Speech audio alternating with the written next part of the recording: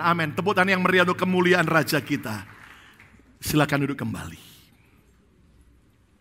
Saya percaya walaupun di depan udara cukup dingin, minus 8 derajat Celcius, tapi kalau saudara tetap beribadah pagi hari ini, saya percaya saudara benar-benar merindukan Tuhan dan merindukan hadirat dan firman-Nya. Dan saya yakin semua kita pasti akan alami yang namanya berkat Tuhan. Yang percaya tepuk tangan yang meriah untuk kemuliaan Raja kita. Ayo lebih meriah, katakan haleluya. Nah, tahukah sekalian bahwa satu hal yang penting dalam hidup ini adalah keseimbangan. Ucapkan bersama saya keseimbangan. 2, 3, keseimbangan. Saudara sekalian, apapun yang tidak seimbang akan mengakibatkan kejatuhan. Saya ulang lagi, apapun ketidakseimbangan akan mengakibatkan kejatuhan. Lihat bagaimana mimbar ini bisa berdiri di depan saudara. Bahkan saya beri beban tetap bisa berdiri, kenapa? Karena mimbar ini tetap seimbang. Nah, berapa banyak orang hamba Tuhan, orang percaya yang mengalami kejatuhan. Karena kalau Anda pelajari hidup mereka tidak seimbang. Nah, pagi ini saya mau mengajak saudara sekalian untuk senam olahraga sebentar. Saya mengajak saudara untuk semua berdiri bersama-sama sekali lagi. Semua berdiri sebentar. Semua berdiri sebentar. Ya, ayo semua berdiri sama-sama. Dan mari saudara, saya minta saudara ikuti instruksi saya, oke? Ya, saya minta semua kedangkan kedua tangan saudara. Lebarkan tangan saudara, oke? Ya, jangan sampai kena ke kepala tetangga saudara ya. Nanti urusannya panjang saudara ya. Oke, kedangkan kedua tangan saudara dan coba lihat ke depan dan sekarang kita akan belajar keseimbangan ya. Sekarang angkat kaki kanan saudara. Ya, angkat kaki kanan saudara. Hanya kaki kiri. Saya mau lihat siapa yang akan bertahan paling lama.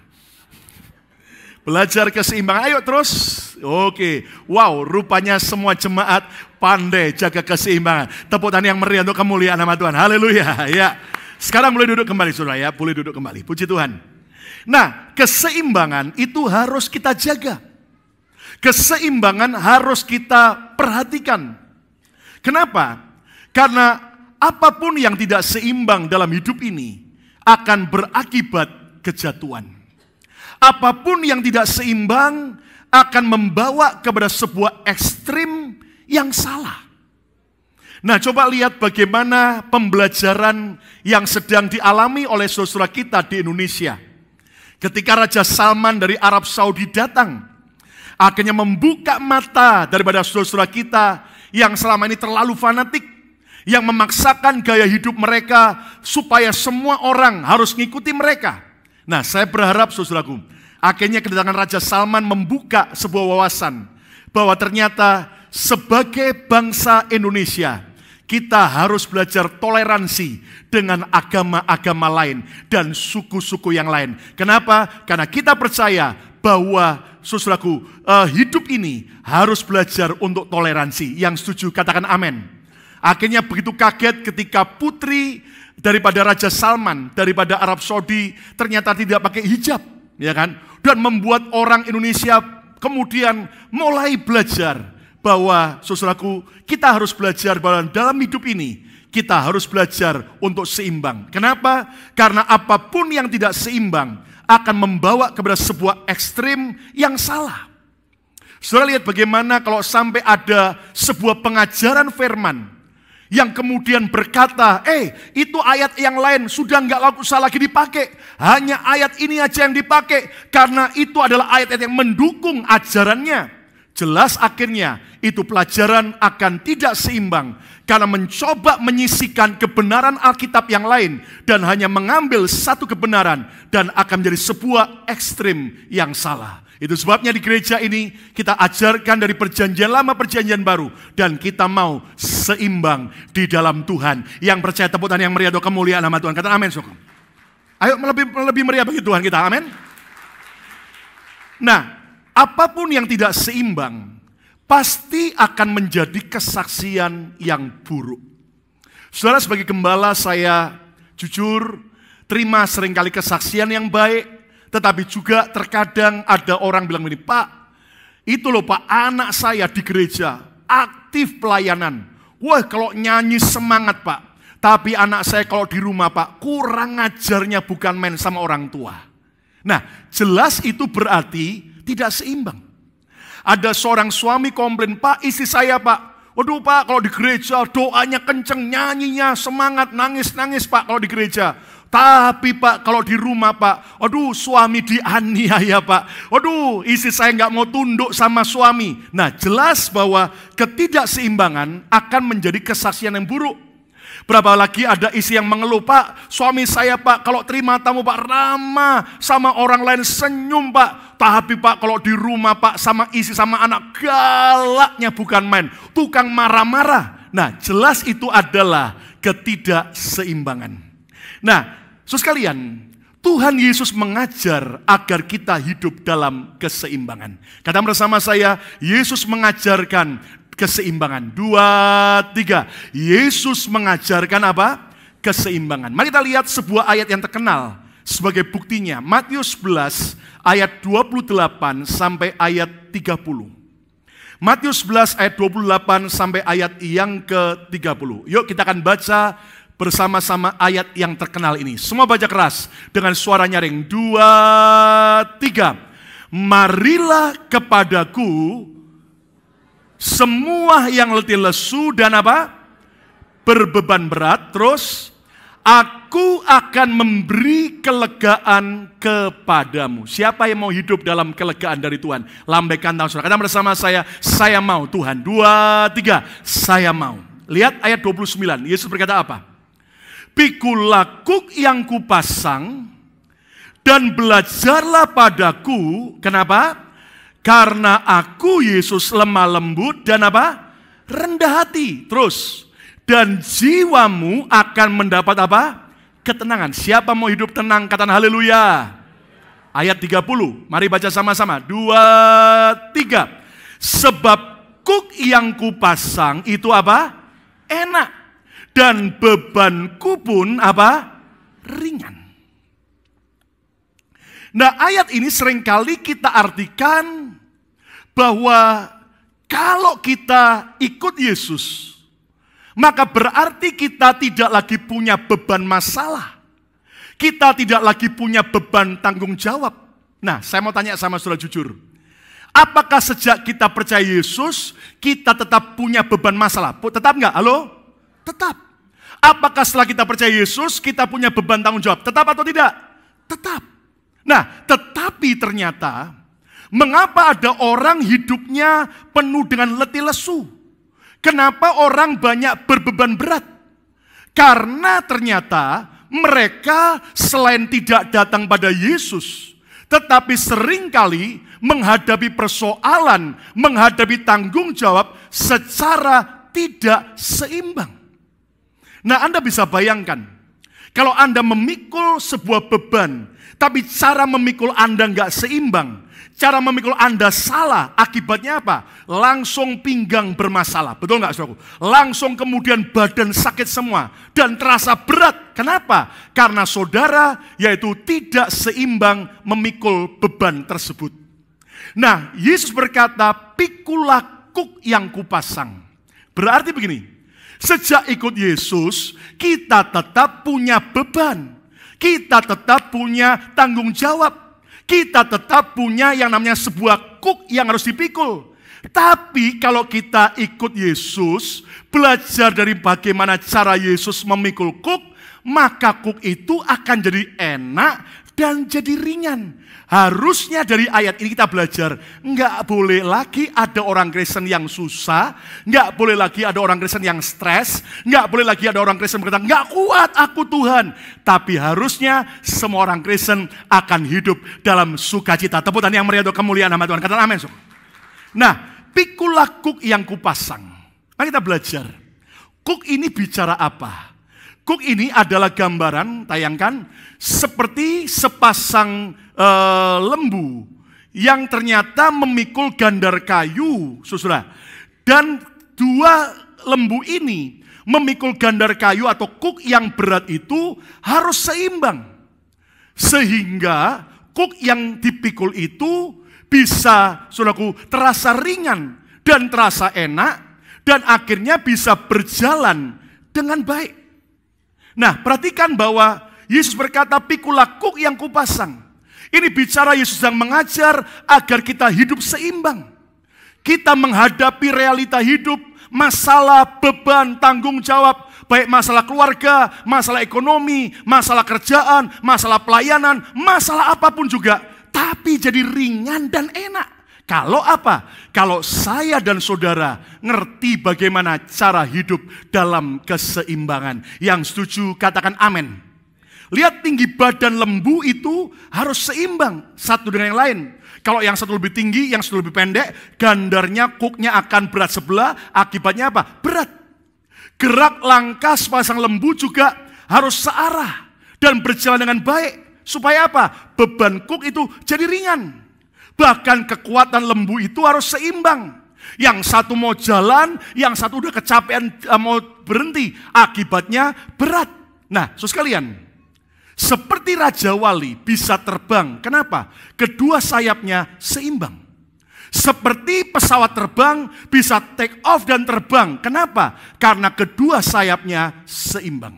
Nah, sekali lagi, kekristenan mengajarkan hidup dalam keseimbangan. Saya berdoa dalam bulan ini kita akan belajar terus tentang keseimbangan. Dan hidup saudara kalau seimbang, percayalah, pasti akan terasa enak dan ringan. Dan tidak lagi ada yang berbeban berat. Yang percaya, tepuk tangan yang meriah untuk kemuliaan nama Tuhan. Ayo lebih meriah lagi, karena haleluya. Nah, judul khotbah hari ini adalah Kristen yang seimbang. Ucapkan bersama saya, Kristen yang seimbang. 2, 3. Kristen yang apa? Yang seimbang. Kenapa saya sampaikan judul ini? Karena saya melihat ada banyak orang Kristen hidupnya nggak seimbang. Hidupnya berat sebelah. Akibatnya apa? Tidak jadi kesaksian yang baik, ngalami kejatuhan, dan akibatnya kepada hal yang merugikan. Nah, apa tanda Kristen yang seimbang? Hari ini saya mau ngajak saudara untuk belajar kebenaran ini. Dan mari kita belajar mau diubah Tuhan.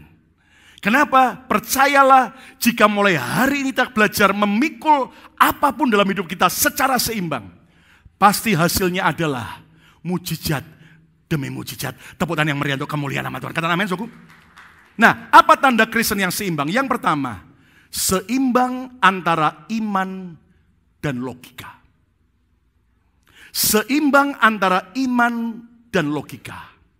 Mana Pak bukti ayatnya? Yakobus 2 ayat 22. Yakobus 2 ayat 22. Kamu lihat bahwa iman, katakan bersama saya keras, iman. 2, 3. Kurang keras dong. Iman bekerja sama dengan perbuatan-perbuatan. Katakan bersama saya, perbuatan-perbuatan. 2, 3. Dan oleh perbuatan-perbuatan itu, iman menjadi apa? Sempurna. Ayat ini menjelaskan buat kita, iman akan jadi sempurna. Iman akan bekerja luar biasa. Iman akan menghasilkan mujizat saat iman bekerja sama dengan perbuatan kita atau tindakan kita. Dengar baik-baik. Tindakan atau perbuatan kita itu pasti adalah hasil daripada pikiran kita. Hasil daripada logika kita. Kenapa? Karena apapun yang kita kerjakan tidak lepas dari instruksi dari otak atau pikiran kita. Contoh, pikiran saya sedang berpikir, tenggorokan memberi sign, haus. Lalu mata melihat ke sebelah kiri, ada botol air minum. Ya kan?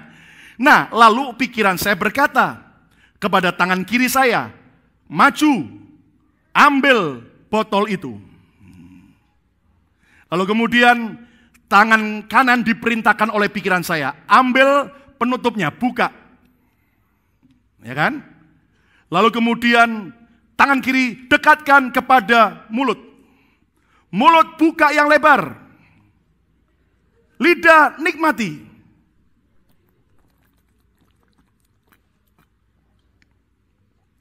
Lidah berkata, enak tenan. Sudah tahu? Apapun tindakan perbuatan kita, itu adalah hasil dari pikiran atau logika kita. Nah, dengar baik-baik. Siapa di sini yang mau alami mujizat demi mujizat Tuhan? Angkat tangan saudara. Ada yang tidak angkat tangan?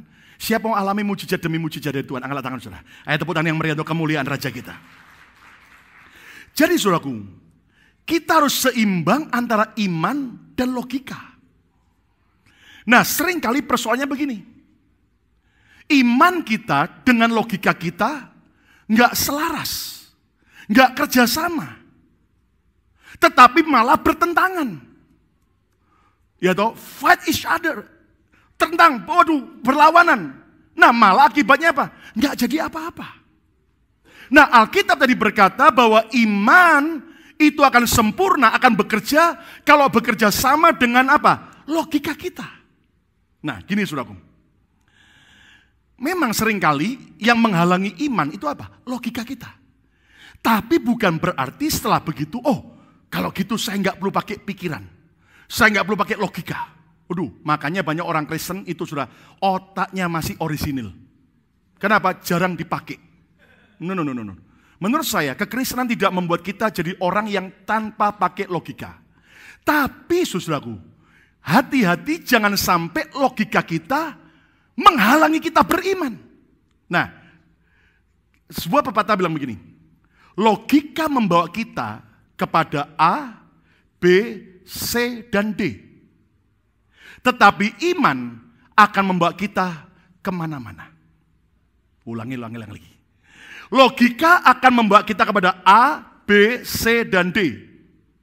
Tetapi iman kita akan membawa kita kemana-mana. Tidak ada yang amin, saudaraku. Artinya begini, kalau saudara cuma hidup pakai logika, Anda cuma hidup pakai berpikir, segala sesuatu harus pokoknya masuk logika, maka saudara bisa akan dalam hidupmu berhasil, tapi cuma A, B, C. Ada batasnya. Tapi percayalah, kalau logika kita bekerja sama dengan iman kita, kita bisa kemana-mana. Artinya iman akan membuat kita mengalami terobosan dan tidak akan ada limit dan batasan lagi. Yang percaya tepuk tangan yang meriah untuk kemuliaan nama Tuhan. Katakan amin. Nah, hati-hati saudaraku. Sekarang kita harus belajar seimbang antara iman dan logika. Saudara jujur ya, dulu saya waktu bertobat, saya dilahirkan dari gereja Pantekosta. Cowok saya melayani di gereja Pantekosta. Dari muda bertobat sampai meninggal. Nenek saya juga, orang tua saya juga awalnya sampai akhirnya melayani di Betani. Nah, Anda tahu saudara, di gereja Pantekosta mereka berkata pokoknya pakai iman. Hanya percaya saja. Anda tahu, akibatnya saya lihat ada banyak ketidakseimbangan.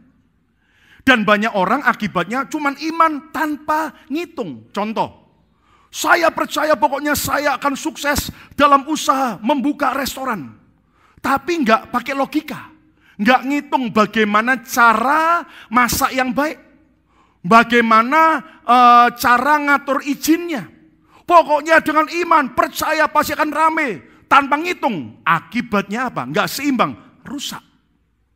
Tapi ada gereja lain yang mementingkan logika. Pokoknya semua harus masuk logika. Ya toh, imannya kemudian dikesampingkan. Nah, akibatnya apa? Sudah tahu? Hanya jadi orang yang cuma mengandalkan logika dan ujung-ujungnya hanya terbatas dan tidak alami namanya mujizat. Nah, kalau iman bekerja sama dengan logika, hasilnya akan dahsyat. Tepuk tangan yang meriah untuk kemuliaan nama Tuhan. Kata amin. Caranya bagaimana? Siapa mau seimbang antara iman dan logika? Caranya bagaimana? Gunakan logika, tetapi jangan izinkan logika membatasi iman saudara. Amin? Cuman satu orang. Amin? Gak ada yang amin, saya amin. Amin! Amin! Saudara tetap gunakan logika. Tapi jangan sampai logika membatasi iman kita. Ini contoh. Saudara yang mau cari jodoh, apa yang penting hanya dengan iman atau juga pakai logika? Halo? Kalau misalnya begini, saudara dapat dari Tuhan, si Acong itu adalah jodohmu. Ya kan? Dari Tuhan. Amin, amin, amin Tuhan. Aku percaya. Lalu Anda, pokoknya aku percaya dari Tuhan. Begitu Anda coba pacaran, ribut terus. Berantem terus. Nggak cocok. Ayo saya mau tanya. Menurut saudara, akhirnya kita harus pakai logika nggak? Loh, kalau jodoh dari Tuhan kan mestinya cocok. Lah ini kok berantem terus? Nah, saya ajak saudara untuk tidak sampai error. Ya, karena selain iman, tapi juga logika harus seimbang. Nanggap? Tapi jangan sampai iman membatasi, logika membatasi iman kita. Contoh, saudara. Petrus jalan di atas air. Saya mau tanya, masuk logika tidak? Enggak masuk. Tapi bisa enggak? Bisa. Tapi lihat, begitu Petrus melangkah dengan iman, tetap dia pakai logika loh. Buktinya apa? Dari kapal dia harus tahu mana kapal, mana air. Betul enggak? Waktu dia melangkah dari kapalnya, dia pasti akan mikirkan, ini kapal pembatasnya tinggi. Saya ngelangkah nggak boleh sampai ke sandung. Kalau ke sandung nanti malah accident, ya kan? Jadi dia pakai logika, mulai, ya kan? Tapi logikanya tidak menghalangi dia untuk beriman. Dan dia dengan iman mulai jalan. Bisa jalan. Bisa jalan di atas air. Tapi Alkitab berkata, begitu logikanya lebih kuat daripada imannya, apa yang terjadi? Langsung jatuh. Nangkap saudara? Nah, saya harap saudara sekalian, kita belajar bahwa iman dan logika harus kerjasama. Kalau iman dan logika saudara bersinergi, hidupmu akan penuh dengan mujizat demi mujizat. Tepuk tangan yang meriah untuk kemuliaan nama Tuhan. Ayo lebih meriah. Amin.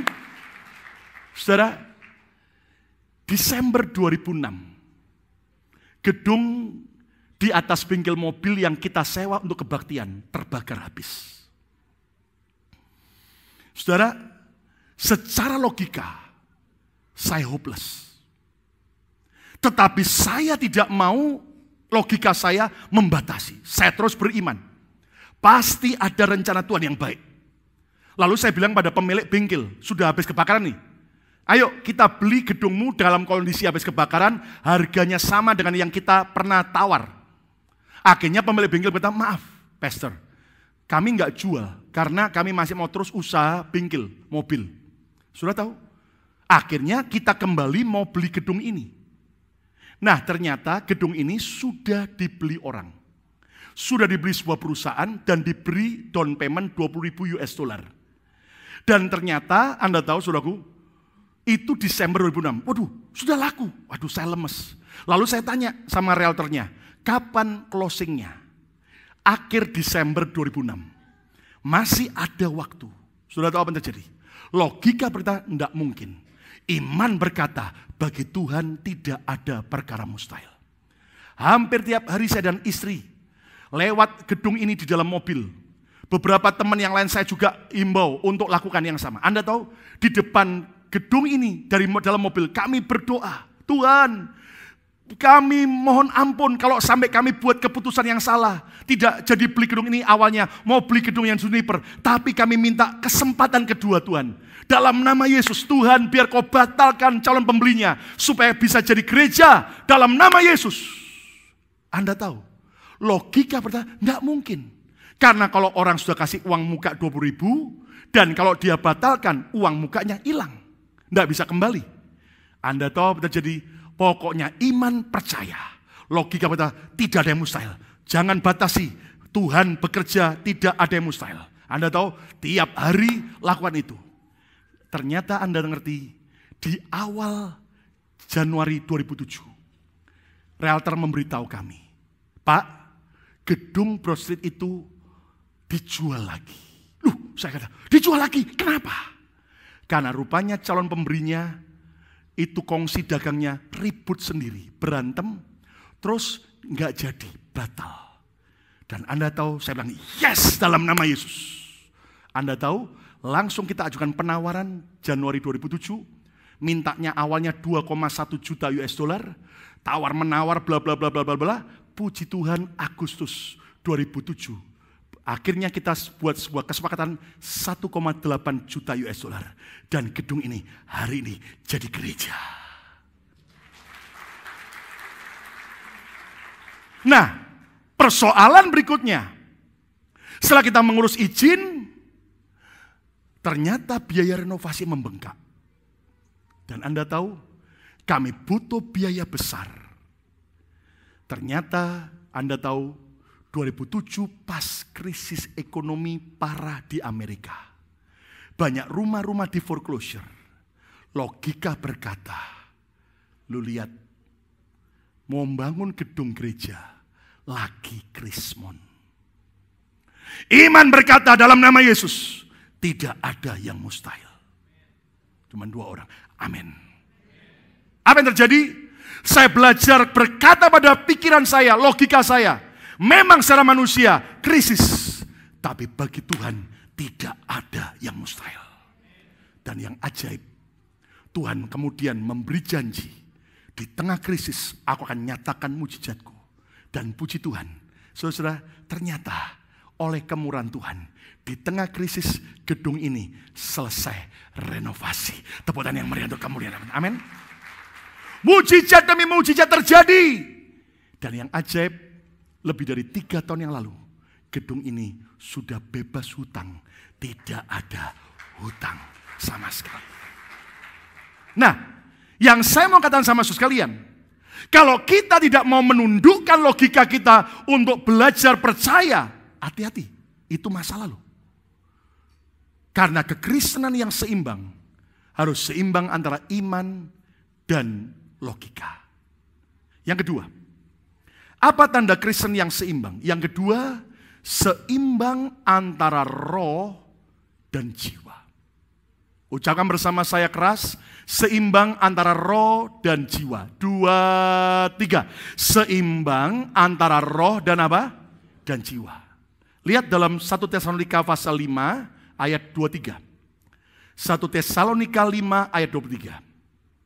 Semoga Allah damai sejahtera menguduskan kamu seluruhnya. Kata bersama saya keras, seluruhnya. 23. Dan semoga roh, jiwa, dan tubuhmu. Enggak cuma roh, tetapi juga jiwa kita. Enggak cuma roh dan jiwa kita, tapi juga tubuh kita. Terpelihara sempurna, alias benar-benar dewasa, benar-benar perfect, dengan tak bercacat pada kedatangan Yesus Kristus Tuhan kita. Nah, lihat kemari. Apa yang disebut dengan manusia? Kita ini siapa? Definisi manusia adalah roh yang memiliki jiwa yang tinggal di dalam tubuh. Roh yang memiliki jiwa yang tinggal dalam tubuh. Ucapkan sama-sama. 2, 3. Roh yang memiliki jiwa yang tinggal dalam apa? Tubuh. Oke?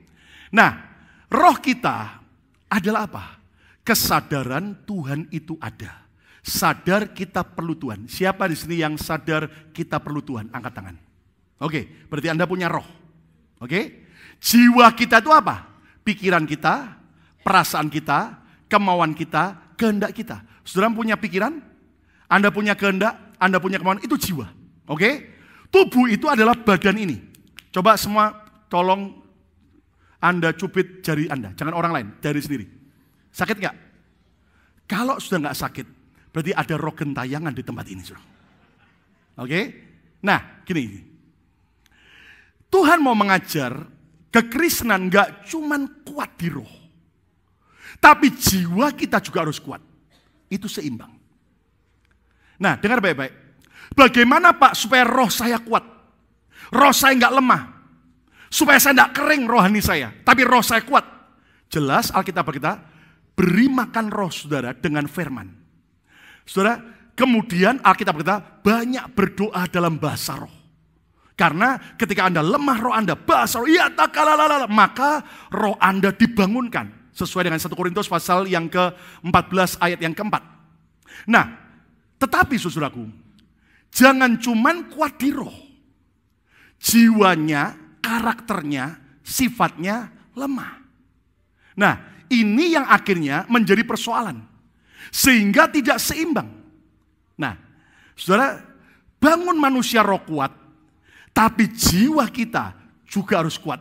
Tubuh kita akan ngikut. Supaya Anda lebih mudah, saya beri ilustrasi sederhana. Saudara, kalau Anda bisa nyetir mobil, oke, gambarkan mobil saudara itu kayak tubuh saudara.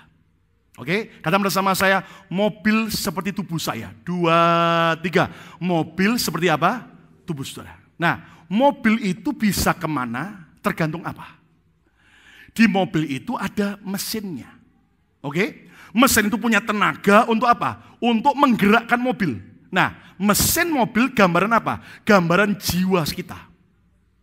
Nah, sopirnya, drivernya, itu gambaran apa? Roh kita.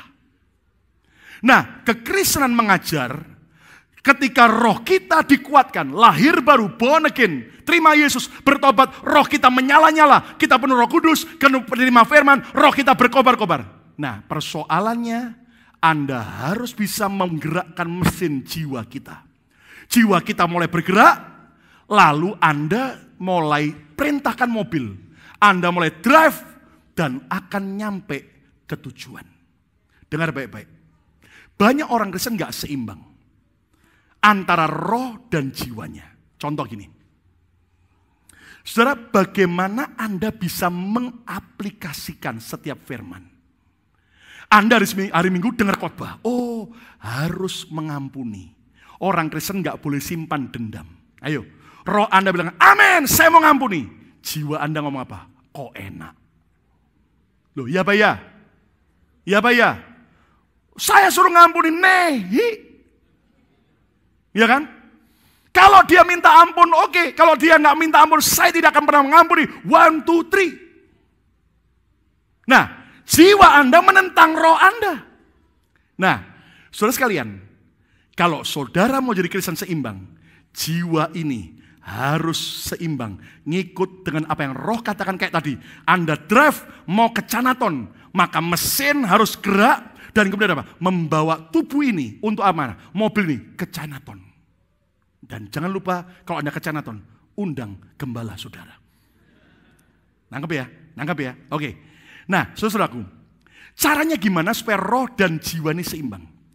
Aplikasikan hal rohani ke dalam kehidupan sehari-hari.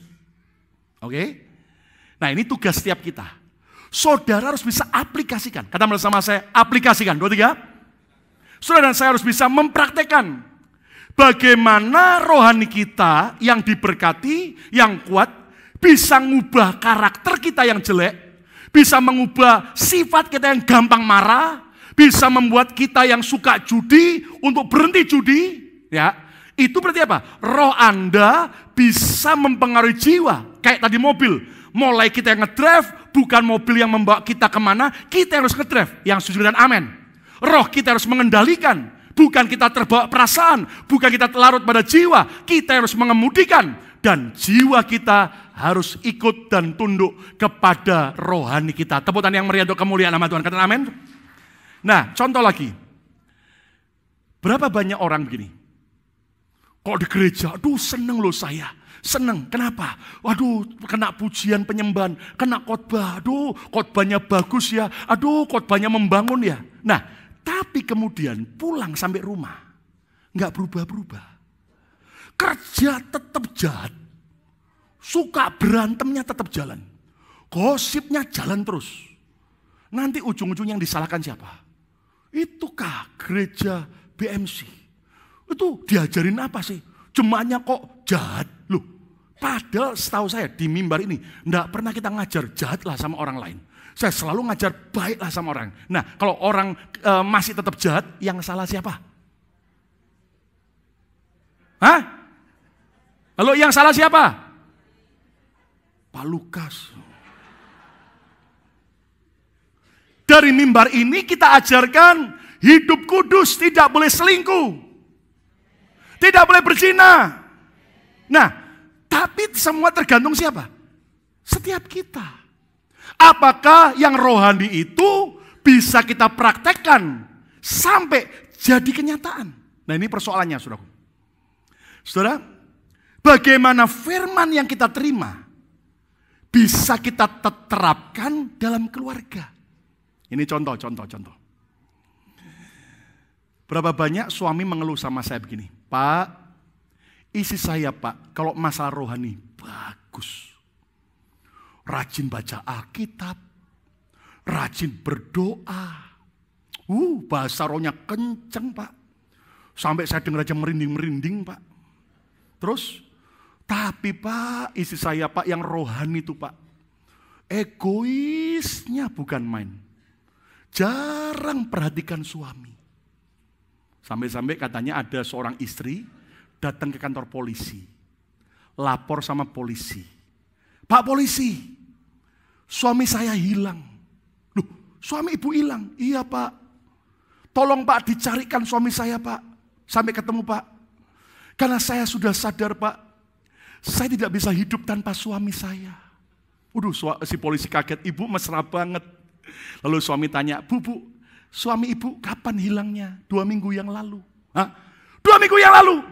Iya Pak. Lah kenapa baru lapor sekarang? Iya Pak. Karena saya baru ingat besok waktunya suami saya gajian Pak. Makanya saya nggak bisa hidup tanpa dia.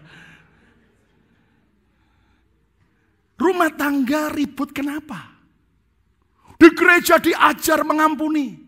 Di gereja diajar mengasihi. Tapi sampai rumah ribut terus. Kenapa? Karena masing-masing mau menangnya sendiri. Nah kita ini kan orang Indonesia.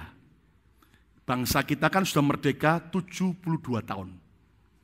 Nah tapi seringkali kita masih sering buat kesalahan. Ternyata soal bahasa Indonesia. Kan ada EYD. Ejaan yang disempurnakan. Nah katanya beberapa perkataan sederhana yang seringkali kita keliru. Antri. Itu salah katanya. Yang betul itu EYD-nya adalah antre. Pakai E, bukan I. Antre. Terus apotik. Itu katanya salah. Bukan I. Yang betul itu apotek. Pakai E. Terus praktek. Itu katanya salah. Yang betul itu pakai I. Praktik. EYD-nya. Terus resiko. Itu katanya salah. Yang betul itu risiko. Pakai I semua, risiko. Suami. Katanya salah. Yang benar selalu istri.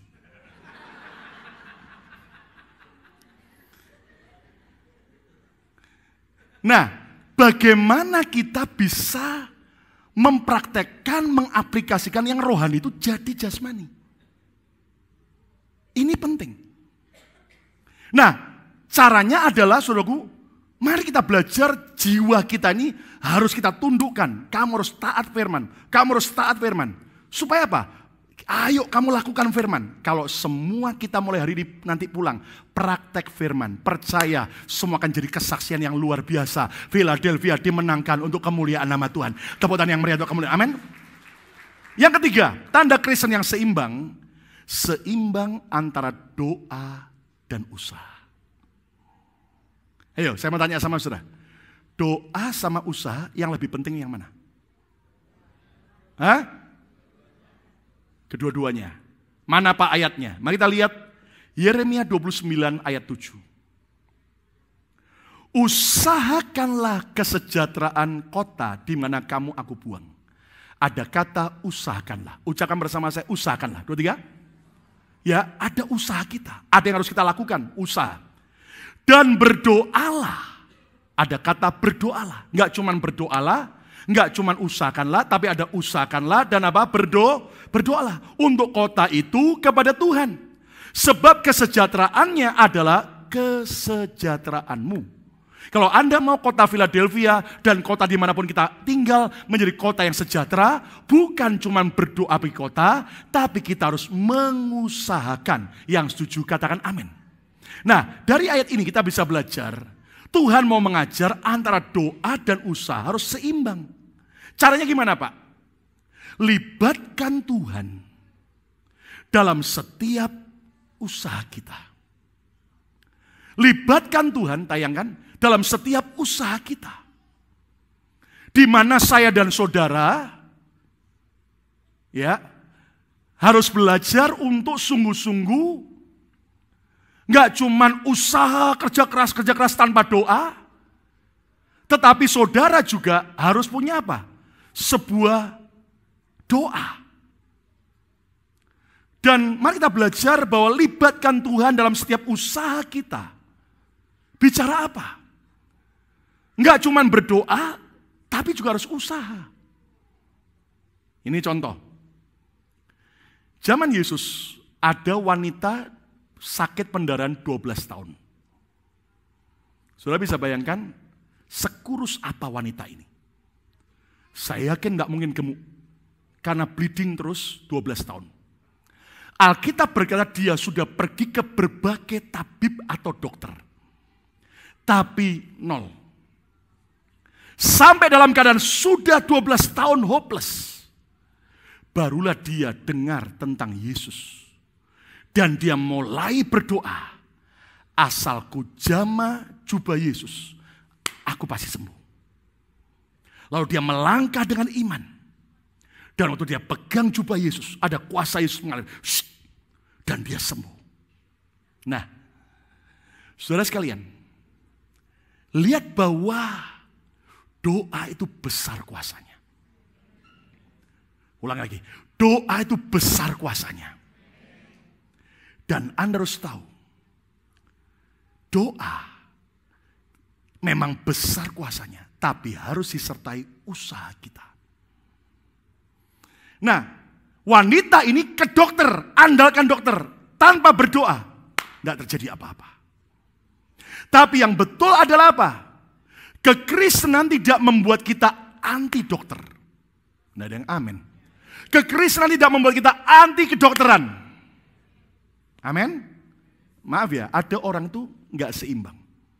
Pokoknya sakit doa dalam nama Yesus pasti sembuh. Pasti sembuh. Ayo ke dokter. Nggak usah. Pokoknya saya percaya pasti sembuh.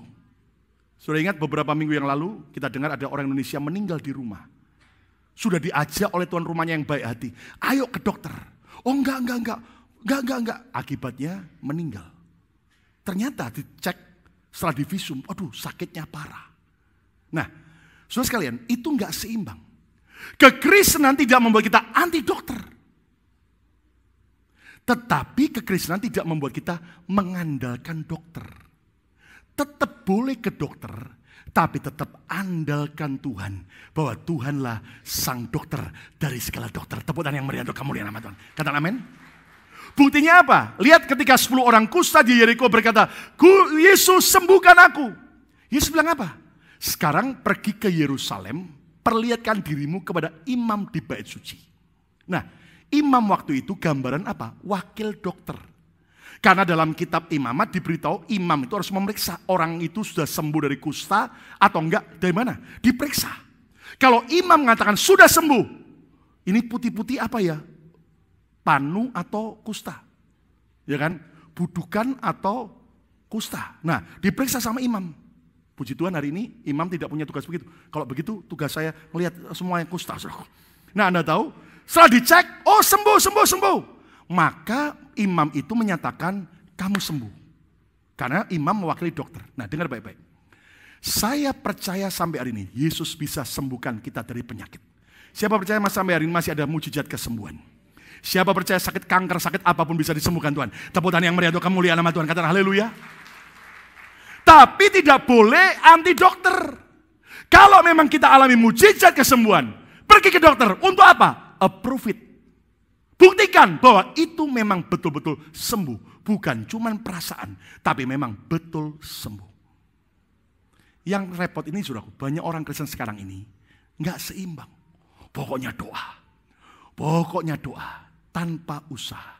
Contoh, saudara mau nggak hidup sehat? Siapa mau hidup sehat? Angkat tangan. Oke, bisakah cuma dengan doa Anda hidup sehat? Hah? Oh Pak, saya dengar Pak, di Afrika ada hamba Tuhan punya karunia menurunkan berat badan. Oh saya percaya. Sampai saya lihat videonya kan, orang yang gemuk-gemuk datang ke mimbar didoakan. Dalam nama Yesus, berat badanmu akan turun. Langsung suruh timbang, disediakan timbangan badan. Ditimbang. Wah, turun 5 kilo. Yang satu lagi timbang, turun 20 kilo. Baru didoakan langsung celananya kedodoran. Saya ngalami mujizat. Saya percaya. Tapi, langsung pikirannya ini, Pak, undang dong hamba Tuhan itu. Tapi, bukan cuman mujizat. Kalau mau hidup sehat, harus usaha.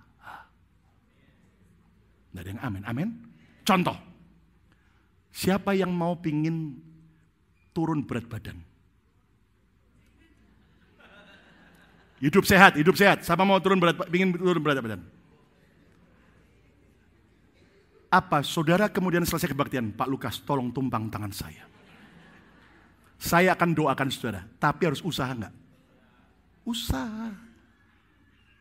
Lumayan saudaraku, tadi pagi saya timbang berat badan saya. Dan puji Tuhan, sudah mencapai di bawah 3 digit. Tadinya 115 kilogram. Tadi pagi saya timbang sisa 99 kilo. Sisa 2 digit kan? Saya imani dalam nama Yesus minimal 95 kilo. Loh, Pak kok bisa begitu? Apa karena doa? Memang saya doa puasa. Sekarang saya nyaris sebagian makan baru jam 12 minimal. Saya puasa. Tapi ada usaha. Yang namanya bakmi goreng. Yang namanya nasi goreng. Yang namanya roti bakar. Apalagi ada coklatnya. Sukaan saya.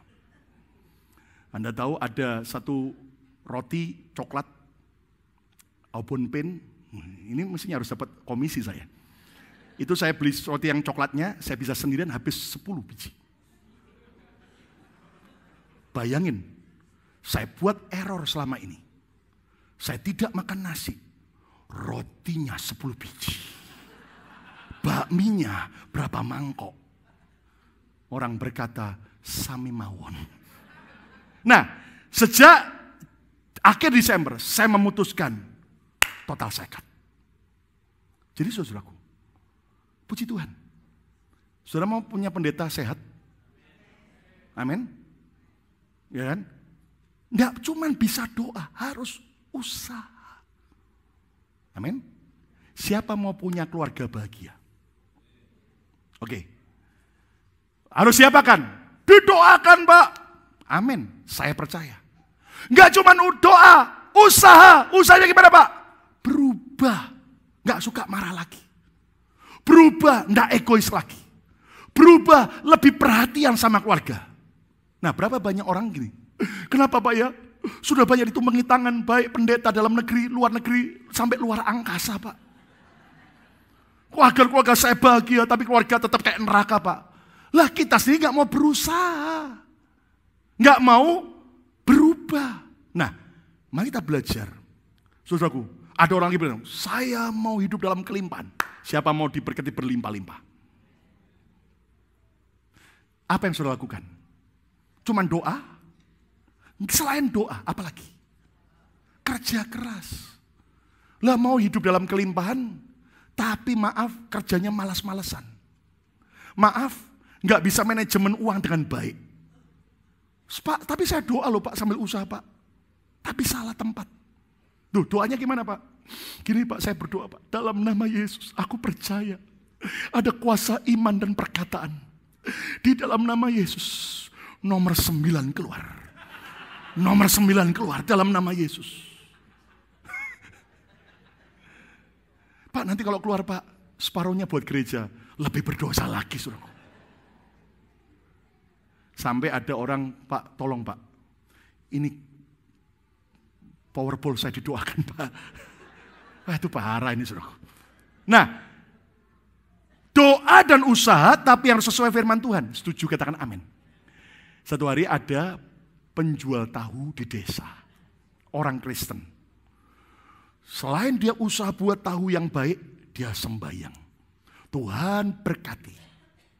Nah, setelah dia buat tahu pagi itu dan setelah doa pagi, Dia selalu pikul tahunya dari desanya jalan lewat sebuah sawah-sawah. Jadi ada pemetak sawah, dia jalan untuk sampai ke tepi jalan. Lalu dia naik angkot ke kota untuk dia jual tahunya di pasar. Satu pagi, setelah dia buat tahu dan dia berdoa, dia kemudian percaya, dia mulai pikul tahunya lewat sawah, pematang sawah. Gak taunya kepleset, jatuh blak. Dagangan tahunya berserakan semua. Kotor kena campur dengan lumpur sawah. Waduh, dia mulai pungutin tahu yang campur dengan lumpur. Dia mulai, Tuhan, kenapa begini? Dia gak jadi pergi ke kota, dia balik ke rumah, dia pelan-pelan bersihkan. Tuhan, kenapa begini? Sudah tahu, tiba-tiba dia dengar berita heboh. Angkot yang setiap hari dia pakai ke kota, hari itu ternyata masuk jurang kecelakaan. Semua penumpangnya mati, kecuali dia gara-gara kepleset. Langsung dia, terima kasih Tuhan. Habis doa, pintu rumahnya diketok. Ada pengusaha peternakan bebek berkata, Pak, saya kekurangan makanan hari ini untuk bebek saya. Saya lagi cari tahu, tapi ternyata tahu yang kotor nggak apa-apa, campur dengan tanah nggak apa-apa. Yang penting masih oke. Oh, saya punya banyak. Dan hari itu tahunya laku dan dapat untung lebih besar. Sudah bebas dari kecelakaan maut, tahunya juga laku dan Tuhan tetap berkati. Asal kita berdoa dan berusaha. Yang keempat, yang terakhir, tanda Kristen yang seimbang antara sorga dan bumi. Ini loh. Kenapa? Mari kita lihat ayat yang terakhir. Matius pasal yang ke-6 ayat 10. Dalam doa Bapa kami. Yuk baca sama-sama Matius 6 ayat yang ke-10. 2, 3. Datanglah kerajaanmu, apa? Jadilah kehendakmu di mana? Di bumi seperti di mana? Surga. Ini doa yang Yesus ajarkan agar kita minta agar kehendak Tuhan, kerajaan Tuhan datang di mana? Di bumi seperti di surga. Nah, alias sebagai orang Kristen kita harus seimbang antara surga dan bumi. Maksudnya bagaimana, Pak? Saudara, jujur. Berapa banyak kita selalu yang dipikir cuman yang duniawi. Tiap hari mikir kerja, cari duit. Loh, apa salah Pak? Kalau saya enggak kerja enggak apa makan. Betul, kita perlu kerja. Tapi enggak pernah mikirin tentang surga. Gereja juga sudah jarang-jarang. Kemudian enggak pernah lagi berdoa. Pokoknya dunia. Akibatnya jadi Kristen yang duniawi, tidak seimbang. Tapi ada ekstrem lain lagi. Ada orang Kristen, Yesus sudah mau datang kedua kali. Buat apa kerja? Buat apa menyekolahkan anak tinggi-tinggi? Buat apa punya cita-cita besar? Pokoknya datanglah Yesus segera. Doa puasa terus, enggak buat apa-apa. Menurut saya itu Kristen juga agak aneh. Saya percaya Yesus segera datang kembali dan kita harus berjaga-jaga. Katakan amin. Tapi cara seimbang antara surga dan bumi adalah apa? Jadilah sukses di bumi dan di surga. Yang percaya tepuk tangan yang meriah untuk kemuliaan. Saudara, banyak orang bilang begini, yang penting hal surga. Ada yang bilang, enggak, yang penting hal di dunia. Dua-duanya harus seimbang. Maksudnya gimana? Saudara, maaf ya. Sampai hari ini ada orang bilang begini. Saya nggak percaya sih ikut Yesus itu akan membuat hidup saya dipulihkan dan diberkati. Maksudnya, yang penting percaya Yesus pasti nanti mati masuk surga. Ya memang sih jadilah sesuai iman masing-masing. Tapi siapa mau jadi orang Kristen, anak Tuhan yang hidup dalam kelimpahan? Oh semua. Saudara, saya mau beritahu. Kenapa kita tidak mau jadi orang yang penting surga? Di dunia gagal nggak apa-apa. Di dunia melarat nggak apa-apa. Karena banyak orang berpikir kayak Lazarus pengemis. Hidupnya menderita, nanti mati masuk surga. Jangan kayak orang kaya, lihat pesta pora, kaya raya, punya duit banyak, mati masuk neraka. Saya nggak mau kayak Lazarus yang miskin, walaupun masuk surga. Saya nggak mau kayak orang kaya, pesta pora, mati masuk neraka. Saya mau seperti Abraham. Amin. Saya mau mengajak saudara, semua biar saudara seperti Abraham. Alkitab berkata Abraham orang yang kaya raya, diberkati Tuhan, mati masuk surga. Tepuk tangan yang meriah untuk kemuliaan nama Tuhan. Amin. Nah, jangan jadi orang kaya yang bodoh.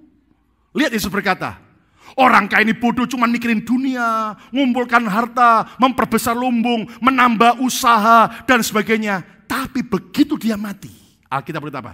Dia orang kaya yang bodoh. Kenapa? Karena dia cuma kaya di dunia, miskin di surga. Makanya Yesus berkata, kumpulkan harta bukan cuma di bumi, kumpulkan harta juga di surga. Persoalannya gini saudara, berapa banyak kita untuk yang di dunia yang cuma 50 tahun, 70 tahun, 80 tahun, kita kerja keras supaya sukses. Tapi nanti setelah mati di surga, kita miskin tidak punya apa-apa. Saya mau ajak saudara jadi Kristen yang seimbang. Kaya di bumi, kaya di surga. Sukses di bumi, sukses di surga. Tepuk tangan yang meriah untuk kemuliaan nama Tuhan. Katakan amin. Dan jadilah orang kaya yang rendah hati. Jadilah orang kaya yang suka menolong. Jadilah orang kaya yang sungguh-sungguh jadi saluran berkat. Dan sekali lagi saya katakan dalam nama Yesus. Saya mau katakan dalam nama Yesus.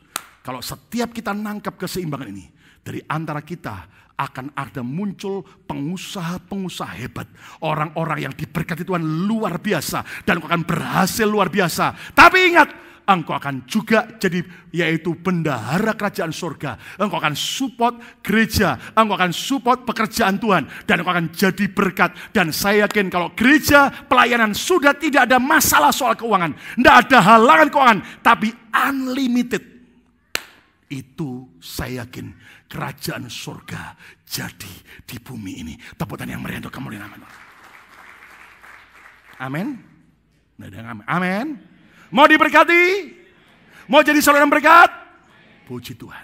Dan saya yakin kalau ini kita terapkan, hidup kita akan seimbang. Siapa diberkati pada hari ini? Tepuk tangan yang meriah untuk kemuliaan nama Tuhan. Amin. Yuk berdiri bersama-sama.